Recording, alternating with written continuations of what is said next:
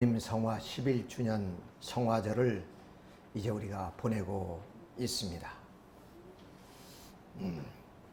우리 모두가 아버님이 성화한 이후에 아버님이 더 크게 보이는 이유가 무엇인가 생각해 봅니다.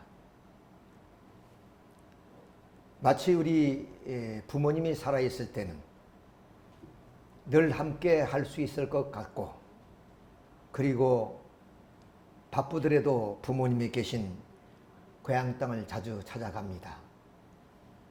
그렇게 우리는 부모님의 사랑이 그렇게 큰 줄은 모르지만 부모님이 돌아가시고 나면은 부모님의 사랑이 얼마나 컸는 것이고 부모님이 얼마나 그 가치와 크기가 충량할 수 없다는 것을 느끼게 됩니다.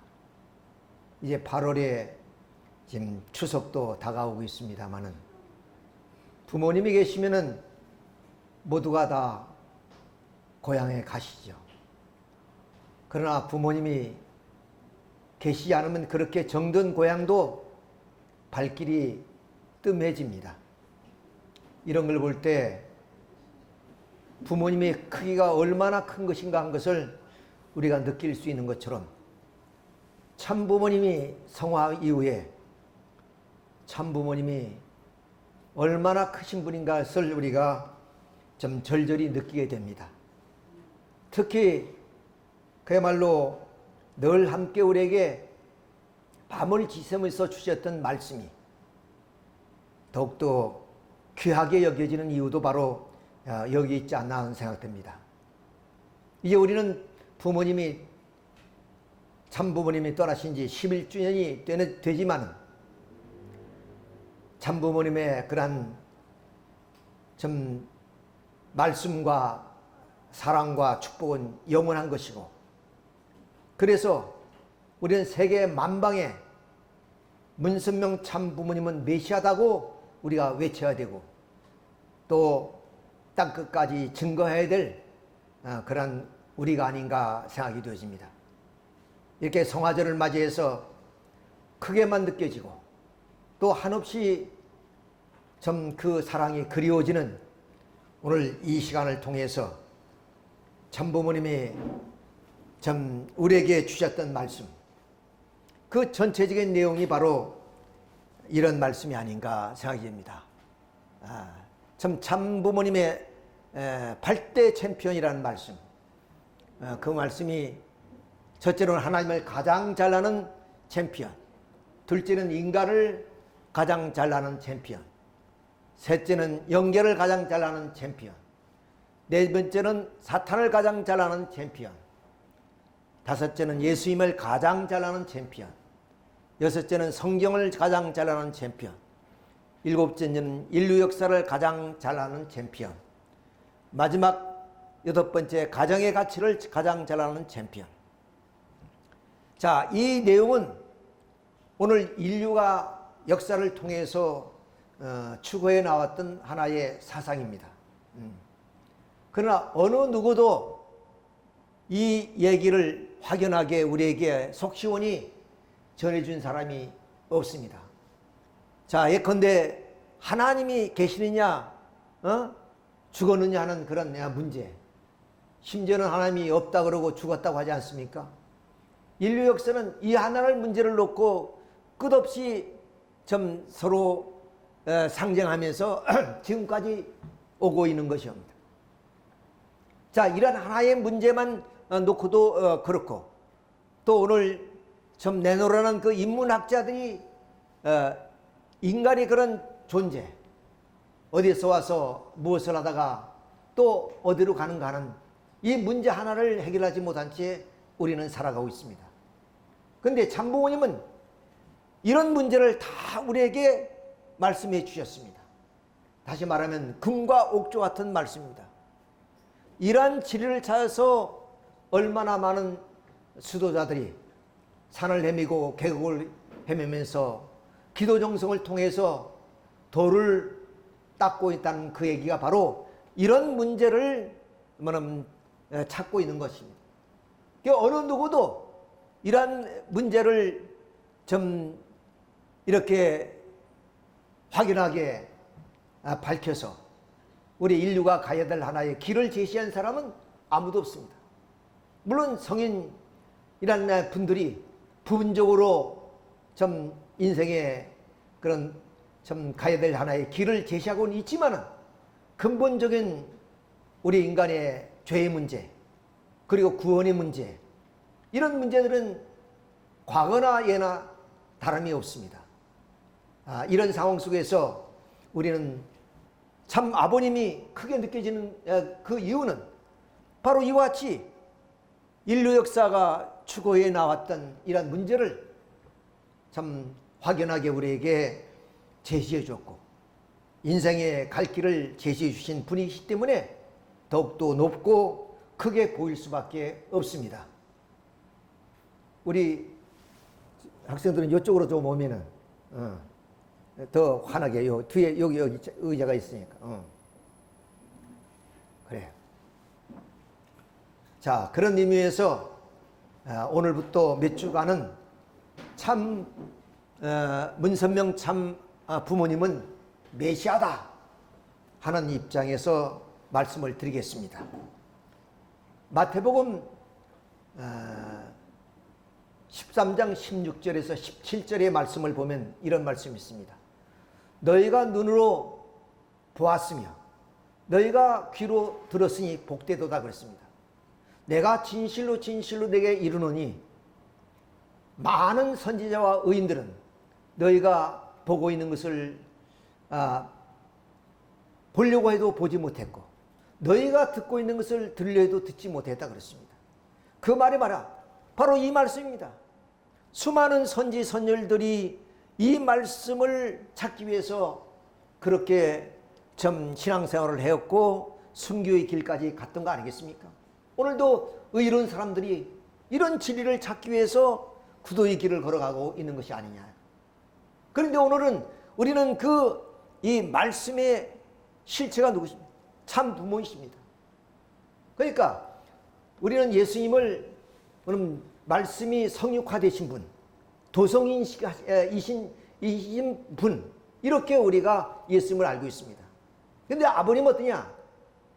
말씀이 성육화되신 분이 아니라 이미 말씀의 실체로 이 땅에 먼저 오신 분입니다.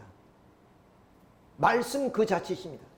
그 말씀이 실체이신 아버님이 말씀을 선포하신 거예요. 그래서 천지 참부모님 실체 말씀 선포대회가 바로 이런 의미가 있는 겁니다. 이런 의미에서 우리는 아버님을 바라보길 때 아버님이 높고 더욱더 크게 느껴지는 이유가 바로 여기 있습니다. 그래서 이러한 하나의 내용을 이제 몇 주에 걸쳐서 말씀을 드리도록 하겠습니다. 오늘 첫째는 바로 문선명 참 아버님은 바로 하나님을 가장 잘 아는 그런 챔피언이시다. 이런 오늘 주제가 되겠습니다. 자, 여러분 다 함께 우리가 읽겠습니다. 자, 하나님을 해방해야 됩니다. 다 같이 읽으세요. 하나님은 지금 사랑을 중심 삼고 구속되어 있습니다. 감옥에 갇혀 있는 것과 마찬가지입니다. 해방을 못 받았다는 것입니다. 전지전능하신 하나님, 우주를 창조한 하나님께서 인간 때문에 사랑을 중심하고 이루시려던 이상세계를 사탄에게 빼앗겼으니 하나님도 심정적인 해방을 받을 수가 없는 것입니다. 하나님의 심정적 해방의 기반이 이 우주에 생겨나지 않았다는 것입니다. 하나님도 구속당했습니다. 사랑하는 자식이 죽었는데 부모가 편할 수가 없는 것입니다. 하나님은 내 손으로 해방하자는 것입니다. 하나님은 해방된 하나님이 아닙니다. 구속된 하나님입니다. 또 더더욱 효자가 죽고 난 후에 부모의 마음을 풀어주기 위해 그 효자 이상의 모든 면을 갖추어 10배 이상 공을 들여 효를 하더라도 그 본래의 마음을 해방할 수 없는 것입니다. 내보는 분이 그런 하나님을 해방하려는 것입니다. 참아버님은 한마디로 하나님을 어떤 분으로 보셨느냐? 한의 하나님이라고 그렇게 말씀을 하십니다. 오늘 이 내용처럼 인간의 타락함으로 말미암아 아무리 전지전능한 하나님이라도 사랑하는 대상이 사탄에게 뺏겼으니 그 하나님의 심정이 해방받을 수 없고 그 심정이 어디냐? 구속되어 있다는 것입니다. 이것은 우리 인간도 그러지 않습니까? 사랑하는 자식을 잃었을 때 그 부모는 어떻습니까? 그야말로 그 자식 때문에 좀 살 수 없을 그런 그 애통한 심정을 우리가 너무나 잘 아는 사실입니다. 이처럼 독생자인 그런 아담과 해와, 그 아담과 해와가 타락을 했을 때 하나님이 심정이 어떻게 되느냐? 바로 그 심정으로 하나님은 구속되어 있다는 거예요. 이렇기 때문에 이 세상의 어떤 슬픈 사랑보다 하나님이 슬픔이 더욱더 크다는 것입니다. 그래서 참 부모님께서는 하나님은 한의 하나님이다, 이렇게 말씀을 드리는 겁니다. 자, 우리는 이런 하나님이 일반적으로 생각할 때 전지전능하시고 거룩하신 분이시니까 또 오늘 인간 위에 계시면서 인간의 그런 생사 여타를 다 주관하시는 그런 분, 그러니까 인간은 그 하나님 앞에 순종한 복받고 하나님의 뜻을 거스르면 그 심판을 받는 그런 하나님으로 우리는 알고 있습니다. 모든 종교는 그렇게 가르치고 있습니다. 그런데 참 부모님은 아니다. 참 부모님은 바로 인간 때문에 그 심정이 속박되어서 울고 계시고 가슴을 치고 계시고 한의 하나님이다, 이런 말씀을 하고 계신 겁니다. 참으로 놀라운 얘기가 아닐 수가 없습니다. 이스라엘 민족은 하나님을 어떻게 바라보느냐?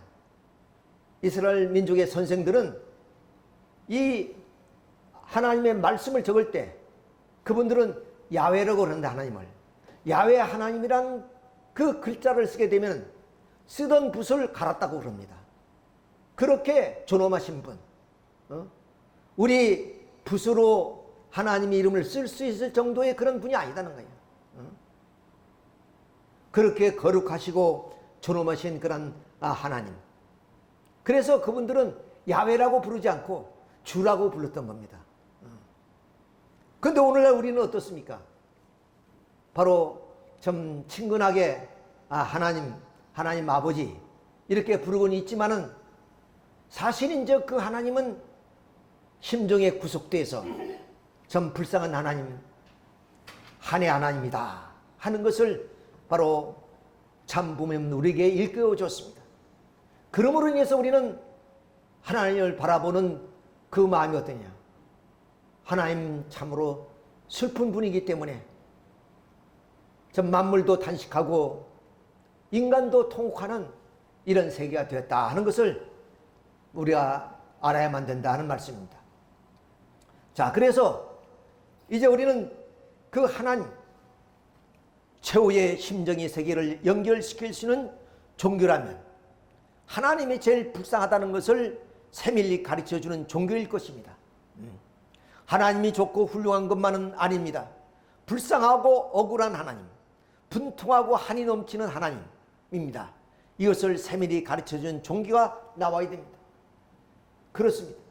지금까지 모든 종교는 말씀드린 것처럼 하나님 높고 거룩하신 분이고 우리 속된 인간이 감히 부를 수 없는 그런 분이었다고만 생각합니다. 이제 앞으로 하나님은 한의 하나님이라고 가르쳐 줄 수 있는 종교가 나올 때 비로소 우리는 하나님을 우리의 부모로 느낄 수 있고 모실 수 있다는 얘기예요. 그런 한의 하나님을 우리가 이제 참 부모님이 여러 말씀을 통해서 한번 우리가 또 증명해 보도록 하겠습니다. 자, 이제 한의 하나님이란 그것을 잠시 우리는 접어들고 하나님이 영광스러운 분이시고 또 창조주시고 사랑의 주체이신 그 하나님, 그 하나님이 이 피조 세계를 창조한 동기가 무엇일까? 우리는 또 좁게 생각하면 나를 창조하신 하나님은 어떠한 심정으로 우리를 창조했을까 하는 창조의 어떤 동기를 한번 살펴본다면 창세기 1장 34절부터 32절까지 하나님이 천지 창조에 대한 내용을 자세하게 기록해 있습니다. 이 창조가 6일 동안에 진행되는데 하루하루 끝날 때마다 보기에 참으로 좋았더라 한 이런 표를 하십니다. 그러니까 하나님은 어떤 하나님이요? 심정이 하나님이다.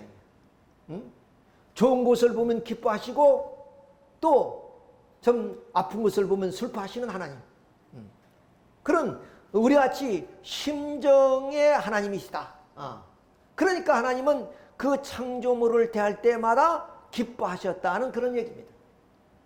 그러니 하나님은 심정이 하나님이기 때문에 대상이 필요하다는 거예요. 왜? 우리가 좀 기뻐하고 행복하기 위해서는 나 홀로 있으면 조금 더 행복이란 또 기쁨이란 그런 감성을 우리가 느낄 수 없습니다. 그것은 반드시 대상을 통해서 느끼는 겁니다. 그러니까 어떤 주체 앞에는 그 대상의 자극을 느낄 때만이 기쁨이 느껴진다. 예를 들면 작가의 기쁨은 그 작품으로는 자고로 말미암아 자체의 성상과 타각적으로 느끼기 때문에 기쁨을 느낀다는 거예요. 그러니까 하나님의 아무리 전지전능하시고 심정이 하나님이라 할지라도 홀로는 절대로 기쁠 수 없다는 거예요. 자, 하나님이 바로 좋았고 뭐냐면 기뻤다는 그 말씀은 하나님은 대상을 보시고 하시는 말씀입니다. 그래서 하나님은 심정이 하나님이다. 이렇게 볼 수 있어요. 심정이 하나님 때문에 사랑의 하나님 이렇게 봅니다. 사랑의 하나님. 그리고 하나님은 그 사랑을 중심으로 바로 태초에 말씀이 하나님과 함께 있었다 그랬으니 말씀으로 하나님은 창조 역사를 하셨다. 그 목적이 무엇이냐? 하나님은 심정이 동기가 되기 때문에 심정이 대상으로 창조했다는 거예요. 그 심정이 대상은 마침 그 대상을 통해서 기쁨을 느끼려는 것처럼 기쁨의 대상으로 창조하셨다 하는 것을 우리가 여기서 알 수 있는 거예요. 자, 그러니까 하나님이 창조한 우리 인간은 바로 하나님의 기쁨의 대상이 되는 겁니다. 그래서 우리는 선한 존재로서 기쁘고 행복한 삶을 영위할 때 비로소 우리는 하나님의 심정이 대상이 되고 하나님은 우리를 통해서 기쁨을 느끼시는 분이 되신다. 그러니까 지금 참부모님이 하나님은 한의 하나님이다. 한이란 말도 심정이 있기 때문에 한이란 그런 단어를 쓸 수 있는 겁니다. 근데 한이란 그 얘기는 우리 글밖에 우리 말에서만 있는 것입니다.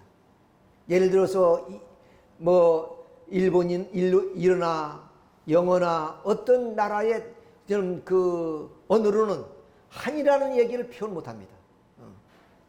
그러니까 우리 민족은 한의 민족이라 그러죠. 그 말은 근본은 우리 민족은 어떤 민족보다 심정적인 민족이다. 그러니까 부모를 보더라도 기뻐하고 그리운 마음이 있고 친구를 만나고 싶고 그리운 마음, 이런 그 마음이 어떤 민족보다도 강한 민족이라는 거예요. 그렇기 때문에 이 나라에 메시아가 올 수밖에 없는 것이 뭐냐? 그 그리움, 메시아에 대한 그리움, 하나님에 대한 그리움이 어떤 민족보다도 강한 민족이기 때문에 하나님은 그리워하는 백성 앞에 하나님의 독생자를 보내실 수밖에 없다 하는 것을 우리가 알 수 있습니다. 자, 이러니까 하나님은 한의 하나님은 바로 그 대상이 타락으로 말미암아 하나님은 기쁨과 행복보다는 그 대상이 하나님의 심정에 구속을 가져오게 만들었다. 이런 얘기가 되겠습니다. 자, 그래서 참부모님 말씀이 우리의 영원한 참부모 되시는 하나님은 100% 당신 전체를 투입하여 인간을 창조하시고, 그러니까 하나님이 우리 인간을 창조하실 때 너는 나보다 잘나서는 안 된다. 한 80%, 90%만 투입해서 창조한 것이 아니다. 이것은 마침 어느 부모님이 자식을 낳으면 그 자식이 100%가 아니라 120%, 200%까지 자식에게 주고 싶은 것이 부모의 마음이에요. 없어서 못 주는 것이. 그러니까 우리가 좀 자식이 잘 되기를 바라고 자식의 부모보다 더 잘나기를 바라는 거예요. 예를 들어서 우리가 아기를 낳고 이제 시집에 갔다든가 또는 친척 집에 가면 아기가 참 이쁘다, 참 똑똑하게 생겼다. 그러면 부모님 마음이 어때요? 기분이 나빠요? 기분이 좋아요? 좋아요. 좋지.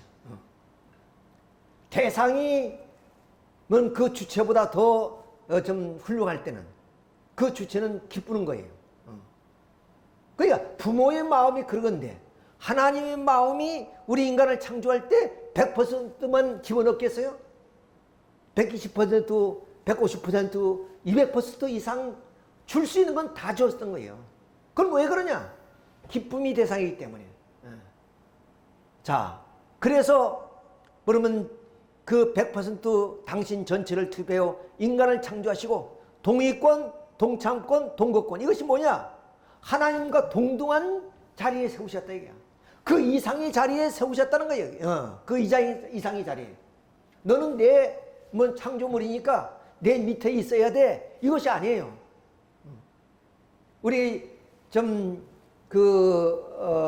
창조원리에 보이는 왜 하나님이 우리 인간에게 책임 분담을 주셨을까? 그냥 자연은 어떤 그 자율성과 중간성인 원리의 힘에 의해서 성장하지 않아요?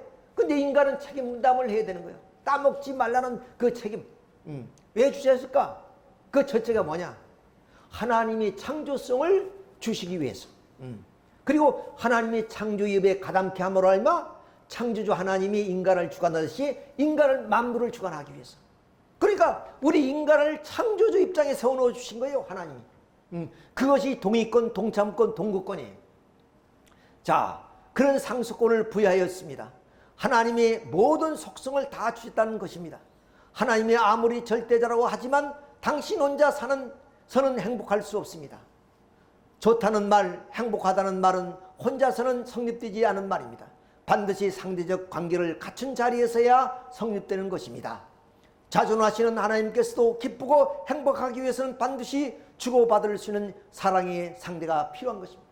그러니 우리 사랑의 대상이 타락으로 죽었으니까 하나님이 그 슬픔이 얼마나 크겠습니까? 우리 인간이 상상할 수 없는 얘기예요. 그러니까 한마디로 한해 하나님이다 이렇게 표현하십니다. 이런 하나의 하나님을 아는 종교가 나와야 비로소 이 땅에 인류 구원이 이루어지고 하나님의 위상이 새롭게 세워질 수 있다는 말씀이에요. 그런 종교가 나와야 된다는 거예요. 산부인 말씀이. 위대한 얘기입니다. 자, 그래서 하나님은 우리 인간을 지어놓으시고 바로 이렇게 3대 축복을 주십니다. 그 3대 축복이 동의권, 동참권, 동거권이에요. 모두 당신의 창조한 이 세계를 우리 인간에게 다 주신 거예요. 너희 것이다. 너희가 다스려라. 이것이 하나님이 우리에게 주신 축복입니다. 이 3대 축복. 자, 그러니까 우리 인간은 하나님의 형상대로 아들, 딸로 태어나서 그러니까 하나님이 인간을 지어놓고 마지막 참으로 좋았다라고 했습니다. 참으로 좋았다. 마침 어머니가 아기를 안고 기뻐하는 모습처럼 너랑 나랑 천년만년 살자 그렇게 하잖아요, 부모님들이. 그런 심정으로 창조하시다. 그러니까 그런 대상을 통한 하나님, 그 기쁨이 얼마나 컸겠습니까? 그래서 우리 참부모님이 한마디로 하시는 말씀이 하나님과 인간은 부자지 관계다. 신인지 관계는 부자지 인연이다. 부자지 인연은 어떤 존재요? 사랑의 관계요, 혈통의 관계요, 생리의 관계입니다. 부부의 관계는 뜻이 다르면 헤어질 수도 있어요. 그런데 흔히 부모의 말을 듣지 않은 자식한테 호적을 파버렸다 하는 부모님이 가끔 계십니다. 우리가 통일교 들어올 때 우리는 그렇게 했어요. 저 자식 호적을 파버려라. 친척들도 그럽니다. 저놈은 우리의 그런 좀 자식이 아니다. 호적파버리라. 근데 호적팔 수 있습니까? 그건 절대로 못 파는 거예요. 왜? 사랑의 관계요, 혈통의 관계요, 생명의 관계 때문에 그렇습니다. 그러니까 하나님과 인간은 숙명적으로 뗄려야 뗄 수 없는 관계. 비록 인간이 타락해서 이제 쫓겨났다 할지라도 하나님께서는 잊을 수 없는 거예요. 인간은 하나님을 잊어버리더라도 하나님은 인간을 잊어버릴 수 없는 거예요. 그것은 마침 부모가 자식을 잊어버리면 자식은 부모를 잊을 수도 있어요. 그러나 부모 마음속에는 어때요? 부모는 바로 산천에 묻는다 그랬죠. 그렇지만 자식은 가슴에 묻는다는 거 아니에요. 이것이 부모의 마음이에요. 하나님이 그렇다. 그러니까 하나님. 이런 하나님을 우리가 알고 있다. 그러니까 아까 마태복음 말씀처럼 우리가 눈으로 보고 있는 것을 보고도 해도 그들은 보지 못했고, 우리가 귀로 듣고 있는 것을 들어도 그들은 듣지 못했다고 해요. 그래서 우리가 보고 듣는 것이 복이 있다고 해요. 우리는 정말로 축복된 사람입니다. 같은 시대에 태어나서 같은 대한민국이라는 이 장소에서 메시아가 왔다 갔다는 것도 모르고 살아가는 사람이 5천만 가운데 얼마나 되겠습니까? 다시 말하면 거꾸로 알고 있는 분이 몇 명이 되느냐? 1%도 안 되는 1%도 안 되는 그런 상황입니다. 그러니 참으로 우리는 역사의 증인이 되고, 그리고 역사의 위대한 그런 좀 사람들이 된다. 이렇게 우리가 말씀을 드릴 수가 있습니다. 자, 그래서 그 인생의 목적이 뭐냐? 그것은 하나님의 창조의 동기에서 주어진다. 그러니 우리 인간은 행복하게 살아서 이 3대 축복을 이루어서 여러분 하나님께 기쁨을 돌려드리는 것이 우리 인간의 존재의 목적이고 삶의 가치를 추구하는 겁니다. 반면에 하나님은 우리에게 몽땅 다 주시는 겁니다. 이것이 부자의 관계예요. 그러니까 끊을래야 끊을 수 없는 그런 관계. 그래서 신인지 그런 관계는 부자의 인연이다 하는 말씀을 우리에게 주셨습니다.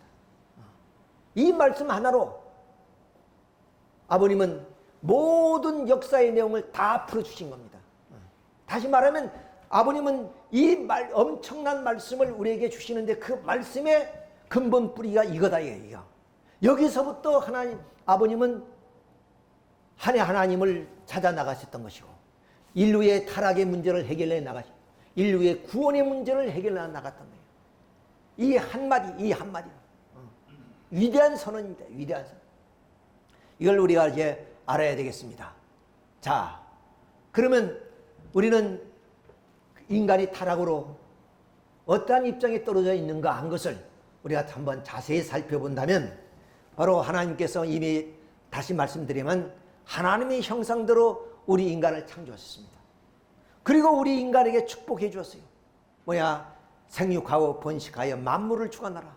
이것이 바로 하나님이 우리에게 준 동의권, 동거권, 동참권. 하나님의 모든 권한을 우리에게 다 주신 거예요. 그래서 하나님이 바라는 것은 오직 너희들이, 여러분, 내 창조의 모든 것을 너희들이 받으셔서 참된 부모가 되어서 참된 아들, 딸을 낳아서 이 땅 위에 지상천국을 이루라. 그런 뜻이에요. 그러니까 우리 인간은 하나님 이상의 가치를 가진 존재예요. 아마 부모는 자식이 뭐 아프거나 어려움을 처할 때는 부모는 대신하고자 싶은 것이 부모의 마음이에요. 그러니까 하나님도 우리가 하나님 가치라고 썼지만 내 가치보다 너의 가치가 더 크다. 내 것을 몽땅 다 가져라. 이런 하나님이시라는 거예요. 그런 하나님의 가치를 가진 존재가 이 땅 위에 똑같은 존재가 아니고 바로 유일무이한 존재, 모두가 개성진리체로 창조했다는 거예요. 만일에 이 5천만 우리 대한민국 사람들이 똑같은 모습과 똑같은 그런 심정으로 살아간다면 얼마나 지겹겠습니까? 다시 말하면 변화가 없는 삶.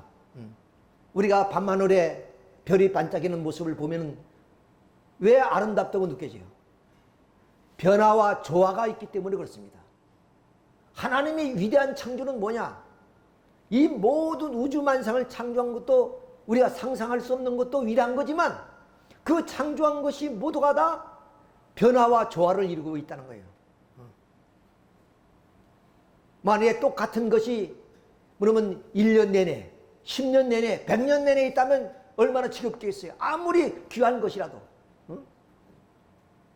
그런데 하나님은 바로 이렇게 뭐는 조화와 변화를 통해서 아름다움을 끝없이 추구해 나가지 않습니까? 자, 이런 나라의 인간, 그래서 천주적인 가치를 그런 존재로서 하나님은 세우셨습니다. 그러니까 인간은 하나님 앞에 평등한 존재이지만 또한 각자의 개성 질서로 창조되기 때문에 그 존재만이 하나님께 기쁨을 돌려드릴 수 있는 존재입니다. 그러니까 한 사람이라도 하나님 앞에 죄를 짓거나 하나님 곁을 떠나면 하나님은 슬퍼하신다.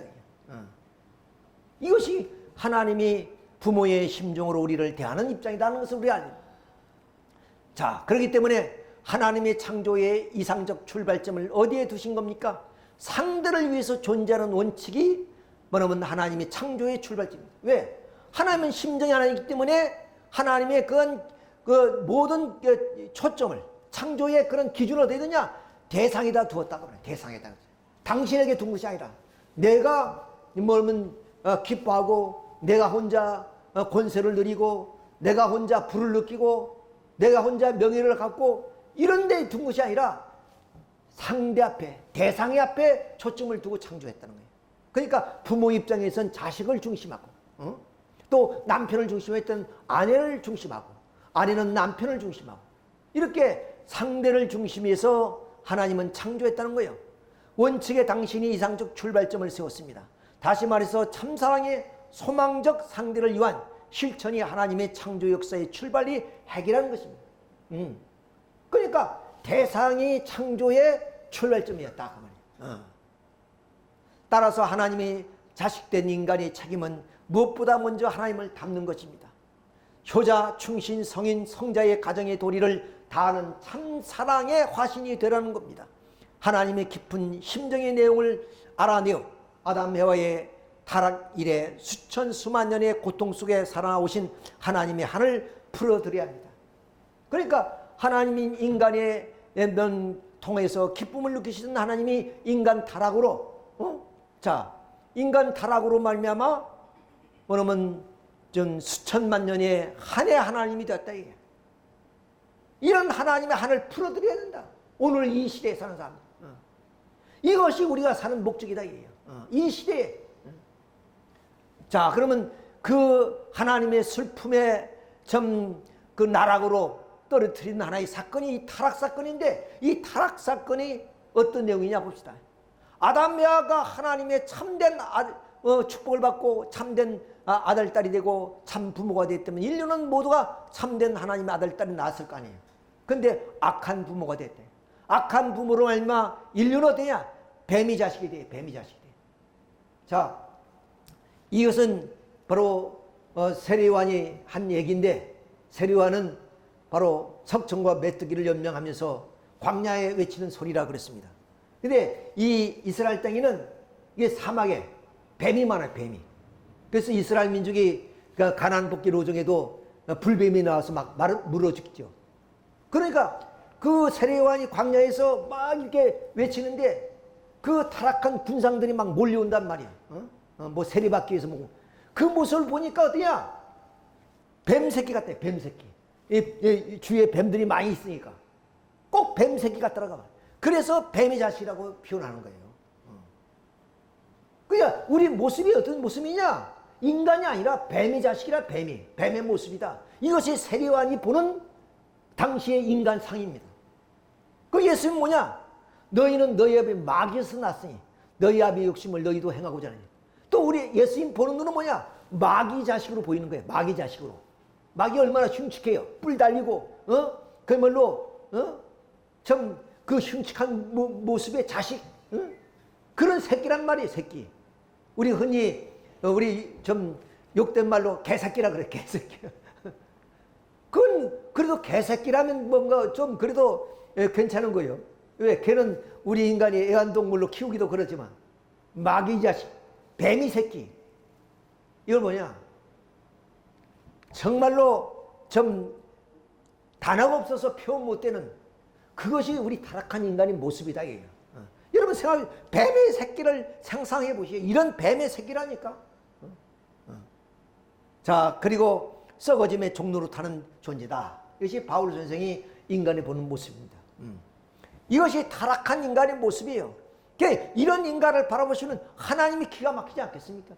이런 인간으로 창조했는데 결국 타락으로 이런 인간이 되었으니 그렇다고 해서 이 인간들을 쓰레기로 버릴 수는 없잖아요.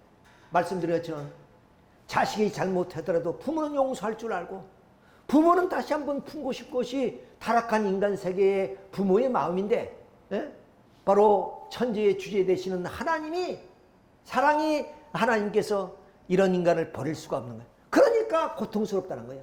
차라리 버려서 없어져 버리고 눈앞에 안 보이면 더 그나마 모든 것을 잊을 수 있는데 잊을 수가 없는 거예요. 뱀처럼 그렇게 살아가는 모습을 보니 어때요? 기가 막혀요. 그러니까 한마디로 한해 하나님이라고밖에 표현 못해요. 그 이상의 단어가 있으면 그거 써야 되겠죠. 이것이 하나님의 슬픔이고 하나님의 한이다 하는 것을 우리가 알 수 있습니다. 다시 말해서 우리 인간은 이런 좀 아담 해와가 부모가 됐단 말이에요. 이런 부모가 마귀의 부모의 마음이. 그래서 환부역주됐다. 선한 부모가 되는데 악한 부모가 됐다. 부모가 바꿔짐으로 인해서 혈통이 바뀌었다. 역주라는 게 혈통을 말하는 혈통. 혈통이 바뀌었다. 무슨 혈통? 뱀의 혈통, 마귀의 혈통을 받았다고 말이에요. 하나님의 혈통을 받지만 그것이 우리 인간의 모습이다. 자, 그래서 우리 이 세계는 누가 다스리냐? 마귀가 다스리는 태양이에요. 그래서 원죄를 가졌다. 그런데 원죄는 우리 인간이 벗을 수 있어요? 절대로 벗을 수 없는 겁니다. 우리가 뭐 수도 생활을 통해서 벗을 수 없습니다. 이건 왜 그냥 손으로 범죄를 지고 또 우리의 입으로 범죄를 저지른 것이 아니란 말이에요. 혈통 범죄예요. 그러니까 혈통을 바꿀 수 있는 그런 하나의 구원은 우리 스스로 있을 수가 없습니다. 그리고 우리 인간은 무지에 빠져서 결국 사탄이 종이 되었고, 그래서 우리 인간은 본성의 그런 아름다운 마음을 잊어버리고 타락성 봉쇄인 혈기 질투 교만의 그런 마음을 가지고 우리가 살아가고 있는 우리들의 모습이다. 그러니 이 세계를 하나님은 한탄하셨다. 창세기 6장 인간 지으심을 한탄하셨다. 이런 말씀. 그리고 사도 바울은 만물이 탄생하기 때문에 하나님의 참된 주인이 나타나기를 바란다. 우리 인간이 만물이 주인이 돼서 사랑으로 우리 인간이 만물을 주관해야 되는데 사탄 마귀의 자식이 만물을 주관하니까 만물이 탄생하네. 성 프란체스코는 이분은 어떠냐면 부잣집 아들로 태어났어요. 그 상속받은 모든 재산을 다 가난한 사람에게 다 나눠주고 이런 수도에 들어가서 수도사가 됩니다. 근데 이분은 정말로 세상을 그렇게 아름답게 보아서 새들하고 대화를 합니다. 새들하고 이야기를 한다는 거예요. 그러니까 사도 바울도 아마 그 만물과의 그런 대화를 할 수 있을 만큼의 그런 영성을 가진 그런 분이다 이렇게 볼 수 있어요. 그래서 사도 바울의 얘기가 만물이 탄식하고 있다는 그런 얘기를 합니다. 그러면 우리 인간은 어떻습니까? 인간도 하나님의 양자로도 됐으면 좋겠다. 왜? 타락으로 종의 종이 자식이 됐으니까 이제는 그 종의 무슨 노릇을 벗어버리고 어디로 왔냐? 양자로 하나님의 친아들 딸이 되지 못하더라도 양자로도 되었으면 하는 그것이 바로 우리 인간의 그러한 하나의 소망이고 바람이다. 그 얘기예요. 자, 그러면 그러한 인간의 모습은 어떤 것인가 하는 것을 우리가 살펴봅시다. 자, 인간의 타락을 우리가 다시 한번 성서를 통해서 읽어본다면 여호와 하나님이 그 사람에게 명하여 가라사대 각 동산 각종 나무의 실과는 내가 임의로 먹되 선악을 알게 하는 나무의 실과는 먹지 말라. 내가 먹는 날에는 정령 죽으리라 하시니라 그랬습니다.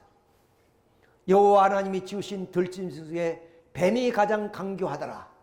뱀이 여자에게 물어 가로되 하나님이 참으로 너희더러 동산 모든 나무의 실과를 먹지 말라 하시더냐. 여자가 뱀에게 말하되 동산 나무의 실과는 우리가 먹을 수 있으나 동산 중앙에 있는 나무의 실과는 하나님의 말씀에 너희는 먹지도 말고 만지지도 말라 너희가 죽을까 하노라 하셨느니라. 뱀이 여자에게 이르되 너희가 결코 죽지 아니하리라. 너희가 그것을 먹는 날에는 너희 눈이 밝아서 하나님같이 되어 선악을 알 줄을 하나님이 아심이라 그랬습니다. 이렇게 이제 뱀 사탄 마귀는 이 해와를 유인하는 겁니다. 유혹하는 거예요. 여자가 그 나무를 범직도 하고 보암직도 하고 지럽게 할 만큼 탐스럽게 한 나무인지라. 여자가 그 실과를 따먹고 자기와 함께한 남편에게도 주매 그도 먹은지라. 이에 그들이 눈이 밝아 자기들이 몸이 벗은 줄을 알고 무화과나무에 불 엮어 치마를 하였더라 했습니다. 이렇게 이 뱀의 유혹에 미혹돼서 이 아담과 해와는 타락해버렸다 그 말입니다. 이것이 하나님의 그런 슬픔의 그런 내용입니다. 사랑하는 자식이 당신의 곁을 떠나 마귀의 자식이 되어버리는 그런 모습을 하나님은 보면서 통곡하고 계셨다는 것을 우리가 여기서 알 수 있습니다. 그러니까 여호와께서 사람이 죄악이 세상에 가득함으로 그의 마음을 생각하는 모든 계획이 항상 악함을 뿐임을 보시고 땅 위에 사람 지으셨음을 한탄하사 마음에 근심. 내가 어찌하여 인간을 지었을꼬? 이렇게 한탄하셨다는 거 알겠어요? 자, 이런 그 하나님의 인간 타락의 그런 내용을 우리가 살펴보면서 이제 하나님의 사랑의 원수를 사랑할 수밖에 없는 하나님. 이게 기가 막힌 이탄입니다. 이탄. 아까는 하나님이 너무나 슬픈 분이다. 이걸 참 부모님 말씀하신 거예요. 그래서 하나님이다. 이 하나님이 두 번째 중요한 내용이 뭐냐? 이 사랑의 원수, 간부, 이 간부를 사랑해야 되는 하나님. 이것이 기가 막힌 사역입니다. 자, 그의 내용이 뭐냐? 타락했다는 사실은 장남, 장녀를 쫓아냈다는 것과 연결됩니다. 장남이라는 것은 독자이나 장녀는 동료입니다. 아담과 해와는 하나님이 억만대 독자, 동료로서 태어났습니다. 선악과를 따먹어서 그 억만대 독자를 추방했다고 생각해 보십시오. 여러분 아들 하나를 갖고 딸을 하나 갖고 있다가 아들 하나가 죽었을 때 부모의 마음이 얼마나 크겠습니까? 7대 독자의 죽음은 동네 이웃 마을과 아는 사람들이 전부 다 통곡한다는 말이 있습니다. 7대 독자를 잃은 부모의 슬픔은 헤아릴 수 없기 때문에 주변에 있는 모든 가정을 가진 부모들과 자식들과 형제들이 동정한다는 것입니다.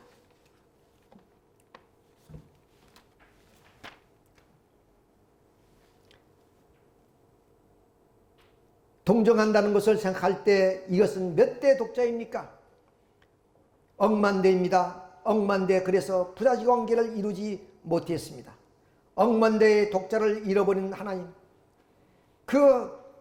그것을 다시 찾기 위해서는 억만대의 고통을 넘어서지 않고는 살 길이 없다는 것입니다.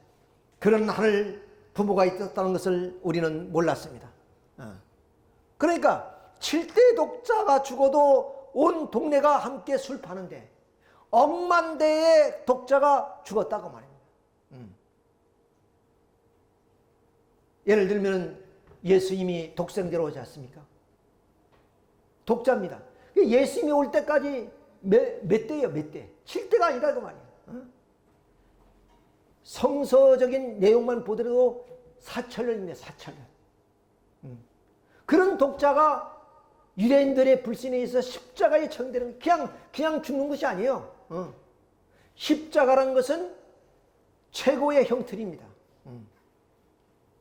그런 형틀에서 피를 다 빨아내리고 말라 죽이는 거예요. 그 십자가형입니다. 그 십자가의 형틀에서 죽어가는 모습을 볼 수밖에 없는 하나님. 그 하나님의 한이 얼마나 깊은 것이냐 하는 것을 우리가 여기서 볼 수가 있는 겁니다. 자, 그러면 사탄이 뭔가 하나님의 사랑의 간부인데, 간부라고 했습니다. 그 원수 사탄한테 해화를 갖다 품겨주고 지금까지 한 1000번 만번 참수하며 들어주고 그를 사랑하는 자리에 싶었던 겁니다. 그게 하나님의 자리입니다. 이 좀 아들딸의 그런 간부가 된 그런 그 사탄 앞에 하나님은 그 권위도 다 내려놓으시고 가서 그들을 사랑할 수밖에 없었던 하나님이었다는 것을 우리가 여기서 알 수 있습니다. 얼마만큼 하나님 자리가 어려운 자리인가 하는 것을 여러분 모르시오. 사랑하는 아내를 원수에게 품겨놓고 복을 빌 수 있는 남자의 자리, 내 아내를 빼간 원수한테 그 원수를 복을 빌어줘야 되는 것이 뭐는 심정이 그런 하나님이었다 그 말입니다. 그 이상의 자리가 하나님의 자리인 것을 알아야 돼요. 여러분 그럴 수 있어요? 사탄은 해와의 간부입니다. 그러니 하나님의 사랑의 원수입니다. 그 사랑의 원수가 수천 년 동안 와서 참수하더라도 조금도 싫은 표정 안 하고 지금까지 참된 주인 노릇을 해나왔습니다. 그렇게 뭐는 참수하고 하나님을 멸시하고 천대하더라도 그들을 용서하고 그들을 사랑할 수밖에 없었던 것이 하나님이었다는 거예요. 그래서 하나님이 이 땅에 중심을 키워낼 때까지 누구든지 불평하지 그것을 반대하면 안 됩니다. 왜냐하면 천사장이 있기 때문입니다. 그러니까 결국에 우리 하나님의 섭리 속에는 뭐냐면 절대 복종, 절대 순종, 절대 신앙이란 그런 말씀을 주시는 것이 이런 의미입니다. 그리고 우리 신앙의 바로 기독교 신앙의 모토가 뭐야? 온유겸손입니다. 이것이 바로 사탄을 대하는 하나님의 심령이었고 하나님의 섭리의 길을 걸어가신 중심 인물들이 걸어갔던 그런 길이야. 그 얼마나 기가 막힌 일이에요. 이것은 지금까지 어느 기독교인도 어떤 그런 성사학자들도 몰랐다는 거예요. 어떤 성인도 몰랐다는 거예요. 오직 참 부모님이 그 좀 엉뚱하게 가실 이 모든 것을 해치고 해쳐서 광야를 해쳐서 들어가 보니까 하나님이 이런 분이었다는 거야. 기가 막힌 거야. 아마 참부모님도 그 하나님을 찾아 나가서 엉겅퀴를 다 쓸어내고 가시를 다 다듬어내고 그야말로 골짜기를 헤매서 찾은 그 하나님은 영광의 하나님이라고 아마 생각했을 것이라는 말이에요. 그래 찾아서 가보니까 그 하나님은 이런 하나님이었다는 거예요. 이런 하나님. 기가 막힌 하나님이야. 뭔가 말로 형용할 수 없는 그런 하나님이었다. 원수 간부를 사랑해야 되고 원수 간부를 축복해 줘야 되는 그런 하나님. 우리 말에 이런 있어요. 씨앗은 어느 부처님도 돌아앉는다 그랬습니다. 부처님이 얼마나 자비스러운 분이에요. 근데 그 자비로우신 분도 씨앗을 보면 돌아선다는 거예요. 돌아선다는 거예요. 그런데 그 간부를 사랑해야 되고 그 간부를 염려해 줘야 되고 그 간부를 축복해 줘야 된다는 하나의 사실을 우리가 생각해 보자면 사탄은 하나님의 입장에 보면 간부입니다. 해와는 간부고 사탄은 간부라는 겁니다. 그런 입장에 있는 부인과 그 딸을 순결한 여자로 순결한 딸로 생각하지 않으면 복제할 수 없습니다. 그렇게 해와가 그러면 사탄과 놀아났고 그러면 좀 간부가 되어서 우리 속된 말로 그런 좀 그 집장촌의 여성을 의미하는 거 아니에요. 그런 딸을 어떻게 해요? 순결한 딸이라고 생각하고 아끼고 사랑해야 돼요. 축복해 줘야 되는 그런 하나님. 그렇지 않고서는 절대로 당신이 품으로 돌아올 수가 없다는 거야. 돌아올 수 없는. 그렇지 않으면 원래대로 되돌릴 수가 없습니다. 그러한 심정권에 처해있는 하나님이 비참한 심경은 아무도 모릅니다. 선생님 외에는 아무도 모릅니다. 원수에게 끌려간 자기의 사랑하는 부인이 아이를 낳아가지고 다시 돌아와야 한다면 그런 모자를 결혼 전에 순수한 마음으로 맞이할 수 있겠습니다. 징기스칸이 그럽니다. 징기스칸도 아마 그 몽골 그 광야를 살면서 아마 그 가슴이 남보다도 넓으신 것 같아요. 자기 아내가 결국에 그 좀 적대적 관계에 있는 그런 종족에게 뭐는 이제 좀 뺏기죠. 그래서 이제 그 아내를 찾아가야 되겠다는 그 일념에서 아마 징기스칸은 그렇게 좀 그 복수의 칼을 갈았을 겁니다. 그걸 실제적으로 그렇게 가서 좀 그들을 무너뜨리고 그 아내를 찾아오죠. 근데 그 아내가 그 간부의 자식을 낳았어요. 그 자식을 같이 데리고 와서 키웁니다. 후계자로 세워요. 이런 것처럼 뭐 그 정도로 비교될 수 하나님이십니다. 그렇게 하나님은 그 부인이 아이를 낳아가지고 돌아와야 한다면 그런 모습, 그 모자를 어떻게 했어요? 품어줘야 되고 사랑해줘야 되고 축복해줘야 된다는 거예요. 이 기가 막힌 사실. 그야말로 아담과 야가 타락한 입장과 똑같은 것입니다. 그러나 하나님이 심정권에서는 그 고개를 넘어서지 가지 않으면 평화의 세계가 생기지 않습니다. 인류의 평화의 세계가 이루어진 것은 어떻게 했냐? 우리는 뭐 인권, 민주, 그리고 또한 좀 빈부의 격차가 없는 평등사회, 그런 평화의 세계가 온다 그래요. 이렇게 생각하는 것이 인간이에요. 인본주의자들이 주장하는 그런 내용이단 말이에요. 그러니 하부님이 주장하는 내용은 뭐이다? 그런 원수의 간부의 그런 자식이라도 사랑하고 축복하지 않으면 평화의 세계가 오지 않는다. 그러니까 이 평화의 세계를 하나 이룬다는 것이 얼마나 어려운 것이냐 이게요. 그것은 외적인 어떤 하나의 좀 내용보다는 심정적 내용이 그럼 거기에 바탕이 되지 않으면 안 된다는 거예요. 사랑의 원수가 되었던 악마의 그 아들, 딸 원수 새끼로 취급해 가지고는 하나님 노릇을 못합니다. 그것을 타락하지 않은 본연의 아들, 딸로 사랑하는 것 같은 마음을 가지고 사랑했다는 기준을 세워야 되는 것입니다. 그래야만이 비통한 하나님의 입장을 생각해 봤습니까? 이렇게 말씀하고 계십니다. 자, 우리가 죄를 한번 생각해 봅시다. 이 죄가 하나님의 가슴에 한을 만들어가는 거 아니겠어요? 왜? 하나님의 아들, 딸이라면 하나님의 본성의 형상을 닮아서 아름다운 마음을 가진 아들, 딸이었는데 이 인간의 그런 죄악사를 보면은 바로 이같이 우리는 늘 자범죄를 범하고 살고 있습니다. 그리고 가지와 같은 그런 연대죄를 지고 있고 줄기와 같은 유전죄를 지고 있고, 이건 뭐냐면 조상이 지은 죄예요. 연대적인 이건 인류가 예수님을 죽였지요.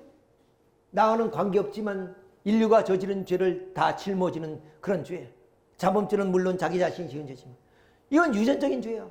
조상이 지은 죄가 후대에 이른다는 그 십계명의 말씀처럼 그렇게 유전이 되었는데, 근데 그보다도 근본된 죄가 뭐냐? 그것이 원죄예요, 원죄.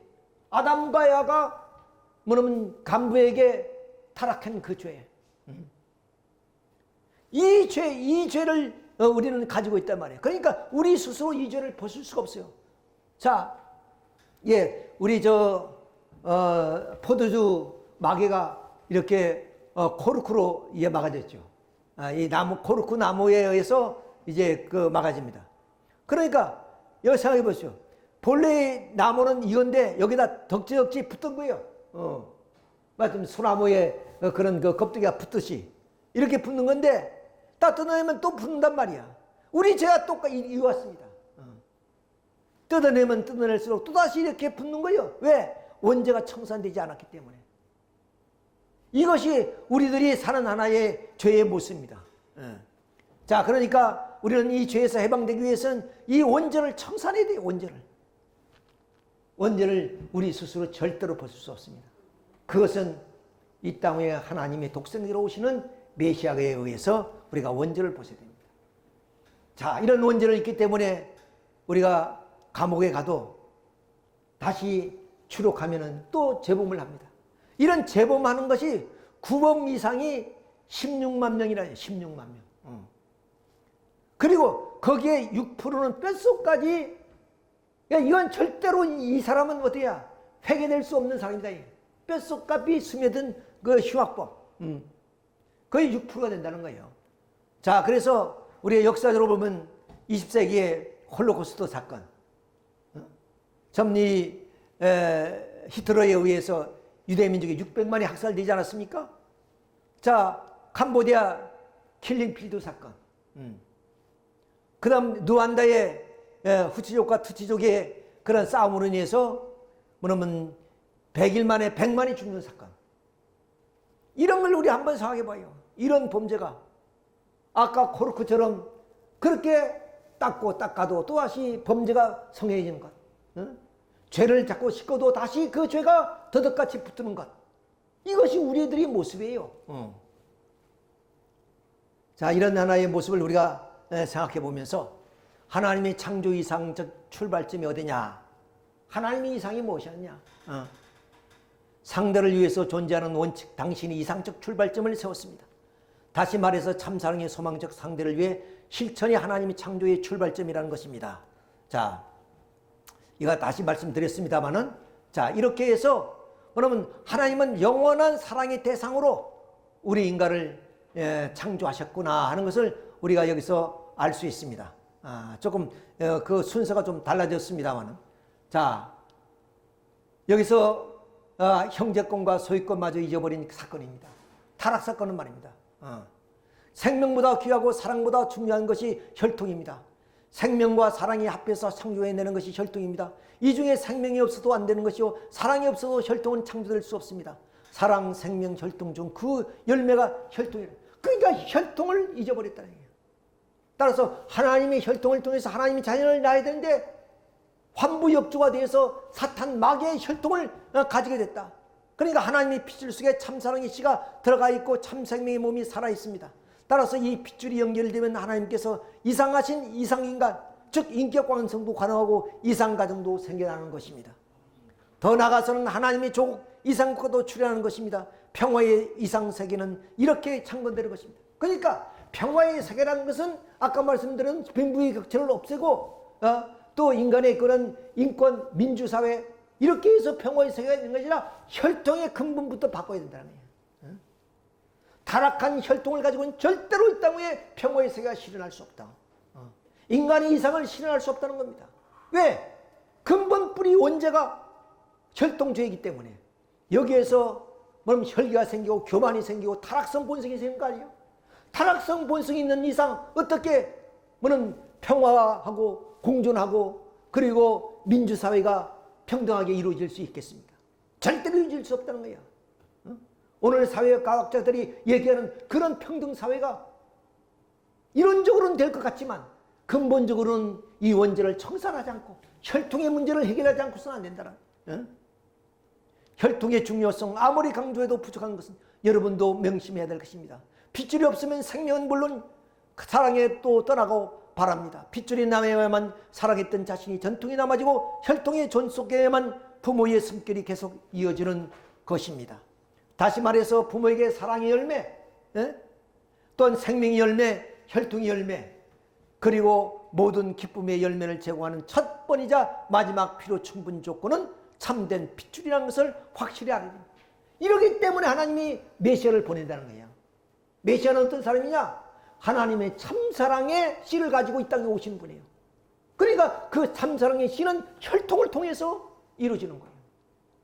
만일에 우리가 좀 알고 있는 그런 죄를 청산한 하나의 종교적인 그런 내용으로 본다면 벌써 우리는 인간은 구원받을 수 있습니다. 그런데 왜 이렇게 긴 역사를 통해서 우리가 죄의 늪에서 헤어나지 못하냐? 혈통 문제를 해결하지 못하기 때문에. 그 혈통은 뭐냐면 하나님의 참사랑의 씨를 가지고 오시는 메시아가 아니면 안 된다. 그래서 참부모님은 메시아다는 거야. 누가 뭐라도.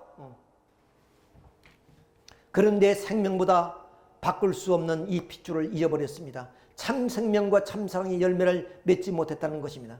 지구성을 덮고 있는 이 60억 인류가 하늘과는 아무런 관계없는 사탄 열매로 전락하고 만 것입니다. 하나님께서 지으신 농사가 태풍을 만나 가을에 수확하려 했던 그동안에 에덴 동산이었습니다. 아담과 해와 두 아들 딸을 길러 참사랑의 꽃 피우고 참 생명을 꽃 피우고 참 핏줄을 꽃 피운 그곳에 영원한 사랑, 영원한 생명, 영원한 혈통의 주인과 가정, 그리고 하나님의 평화 이상 왕국을 수확하려 했던 것이 하나님의 인간 창조의 이상이었던 것입니다. 참부 못 찾아 나온 하늘의 고통, 그러나 그 자리에 나타난 것은 거짓 사랑, 거짓 생명, 거짓 혈통이었습니다. 하나님의 사랑과 생명과 핏줄이 사랑의 원수인 간부의 사탄의 소유권으로 그냥 떨어지고 만 것입니다. 천지가 캄캄해지고 지옥으로 변해버린 하나님까지도 없어버린 그런 처절한 세계가 되어버린 사실을 인간은 지금까지 모르고 살아왔습니다. 그러니까 인간 타락이 하나님까지도 뭐냐면 사라져버리는 그런 캄캄한 세계였다는 거죠. 기가 막힌 사실 아니? 그것은 우리가 생각하면 우리가 짐작할 수 있습니다. 사랑하는 자식이 만일에 어떤 위기에 처했다면 세상이 아름답게 보일 리가 있겠습니까? 이것처럼 하나님은 그런 심정의 하나님의 사정을 가지고 우리를 찾아오셨다. 원수의 핏줄이 생명선인 줄 착각하고 거기에 목을 걸고 살아가는 군상들이 오늘 타락한 이후에 된 인류의 처량한 모습. 우리들이 바로 그 사탄의 핏줄을 찾아서 그것이 우리 이상이고 그것이 이상의 행복이라고 우리가 쫓아가는 우리들이라는 거예요. 우리 인류 역사는 그렇게 지금 흘러왔다는 겁니다. 그래서 이 세계를 지상지옥이라 부른 겁니다. 이런 비참성을 바라보시는 하나님의 가슴이 얼마나 비통하셨겠습니까? 원래 하나님께서는 에덴 동산 아담과 여를 창조하신 후 그들을 동산에 축복하여 결혼시키고 하늘이 소유권까지도 완전히 전해주려고 했던 것이 우주만성의 소유권을 아담과 여에게 상속해 주려 하셨던 뜻입니다. 그러나 타락으로 말미암아 이 모든 것이 사탄이 수중으로 떨어지고 만 것입니다. 사랑하는 자식에게 상속해 주기 위해 평생 땀 흘려 모은 재산을 하룻밤 새 강도에게 몽땅 빼앗겨버린 부모의 입장이 되어버린 것입니다. 이처럼 사탄에게 혈통권을 빼앗긴 자식을 잊어버리고 모든 나라와 세계의 소유권까지 지내주고만 하나님이 서럽고 원통한 심정을 알 자가 없습니다. 누구도 지금까지 알지 못해. 기라성던 그런 좀 종교 지도도 있고 서인들이 있었지만 이걸 몰랐다는 거예요. 그래서 당신은 바로 하나님을 가장 잘나는 챔피언이다. 그러므로 우리는 문선명 참 아버님은 바로 메시아다는 것을 우리가 참 주장할 수밖에 없는 이유가 여기에 있다는 것을 우리가 생각합니다. 이제 마지막 참 아버님이 강연문 내용 가운데 여러분 생명보다 귀하고 사랑보다 중요한 것이 혈통입니다. 생명과 사랑이 합해서 창조해낸 것이 혈통입니다. 이 중에 생명이 없어도 안 되는 것이요 사랑이 없어도 혈통은 창조될 수 없는 겁니다. 사랑, 생명, 혈통 중 그 열매가 혈통이라는 말입니다. 하나님의 핏줄 속에 참사랑의 씨가 들어가 있고 참생명이 몸이 살아있다는 거예요.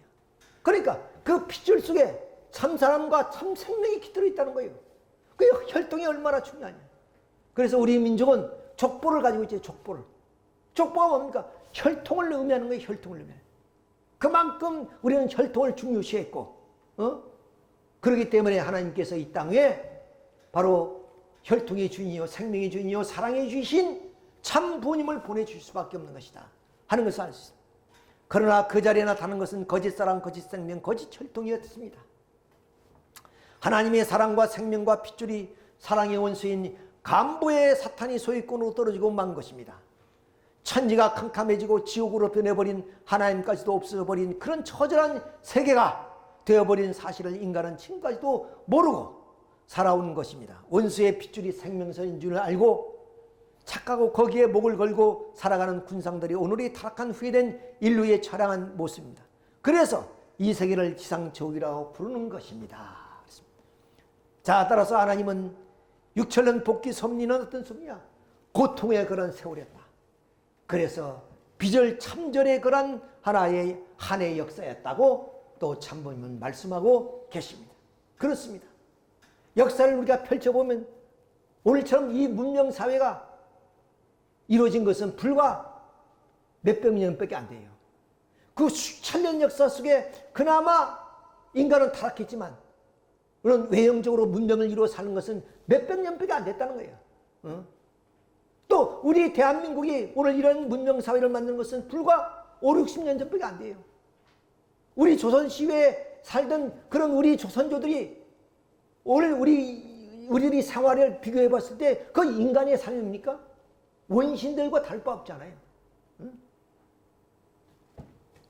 그러니 그 역사가 얼마나 비절참절의 한의 역사였냐. 이것을 참부님 하셨기 때문에 이 한과 뭐냐면 비절참절의 역사를 끊어버리기 위해서 이것을 단절시키고 인간이 참된 이상의 그런 창조 이상의 세계를 이룩하기 위해서 혈단신 그렇게 사토를 벌여왔던 것이 참부모님이었다. 그런 참부모님이 떠나가신 이후에 높고 크게만 보이는 이유가 바로 여기 있습니다. 늘 함께 우리와 함께 말씀을 주시며 사랑해 주셨던 그 참부모님이 우리 곁을 떠나고 나니까 그렇게 크게 보일 수밖에 없는 그 아버님. 그 아버님이 지금도 영계에서 우리를 부르고 계십니다. 잘 살다 와야 한다. 남은 평생 허랑방탕하게 살지 말고 정말로 영계에 올 준비를 하고 와라. 천음을 아껴서 하나님의 뜻을 위해서 비절참절의 그런 한 해의 역사를 청산하고 와야 된다고 아버님은 우리에게 70인을 통해서 메시지를 보냈습니다. 그 메시지를 읽고도 오늘 우리는 아버님을 욕되게 하는 무리가 얼마나 많이 있습니까? 하루속히 이것을 끊어내야 합니다. 그렇게 크시고 높으신 그 아버님, 오늘 수많은 원로 선배들이 이 초창기 역사를 읽어왔던 아버님과 동고동락했던 그 선배들이 아버지를 슬프게 만들고 난도질을 하는 것을 보면서도 침묵을 일관하고 있는 우리 모습을 볼 때 과연 이것이 도리인가 한 것을 우리가 한번 좀 질문해 보지 않을 수가 없는 겁니다. 이런 비절 참절의 한 해 역사를 단절시키기 위해서 몸부림쳤던 그 아버님이 더욱더 크게 느껴지는 것은 우리가 너무나 작기 때문입니다. 우리가 너무나 우리의 책임을 다하지 못하기 때문입니다. 아버님 우리에게 말씀하십니다. 이 비절 참절의 한 해 역사를 단절하고 하나님의 창조의 그러한 이상세계를 실현하려고 말입니다. 그러기 위해 우리는 함께 하였습니다. 여러분, 이제 아버님이 참 11년 되는 이 성화절을 맞이해서 우리는 뜻깊게 아버지의 뜻을 다시 한번 회상해보는 그런 시간을 가졌습니다. 우리 함께 기도 올리겠습니다.